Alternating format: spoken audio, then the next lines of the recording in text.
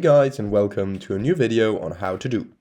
Today I will show you how to turn a logo into a 3D animation in DaVinci Resolve 18.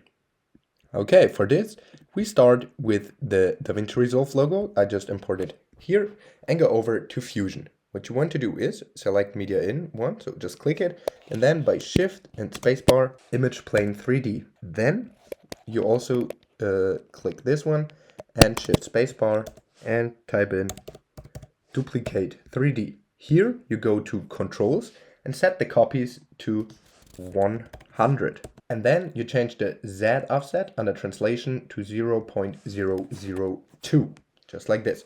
Okay, what you want to do now is Shift Spacebar and type in Transform 3D.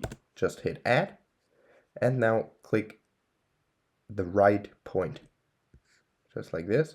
Then move the right cursor all the way to the left and click next to Rotation Y, this little diamond button. Then move the right cursor all the way to the right, just like this.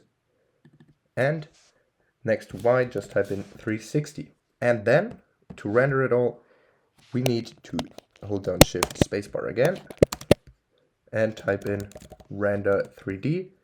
And now what's important is connect Transform to Render and Render to Media Out.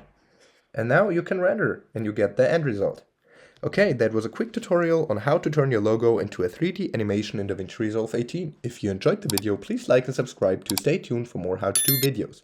If you have a video suggestion, just let me know down in the comments. See you guys soon.